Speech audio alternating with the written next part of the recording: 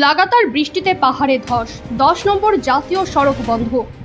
গোটা উত্তরবঙ্গে জুড়ে লাগাতার বৃষ্টির ফলে ব্যাহত জনজীবন, তার মধ্যে ফের পাহাড়ে ধস, যার ফলে বন্ধ হয়ে গেল শিলিগুড়ি থেকে কালিম্পং সিকিম যাওয়ার 10 নম্বর জাতীয় সড়ক।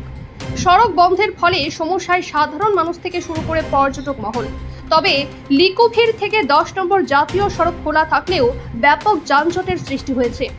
অন্যদিকে তিস্তা বাজারের কাছে একটি বড় গাছ উপড়ে পড়েছে। পাশাপাশি জানা গিয়েছে, পশ্চিম সিকিমের মানেবুং ডেন্টাম এলাকার অধীনে কারমাটার গিটাং গ্রাম পঞ্চায়েত অফিসের কাছে আজ একটি ব্যক্তিগত গাড়ি দুর্ঘটনার কবলে পড়ে। ঘটনায় আহত হন কয়েকজন যাত্রী। আহত যাত্রীদের উদ্ধার করে চিকিৎসার জন্য হাসপাতালে নিয়ে যাওয়া হয়েছে।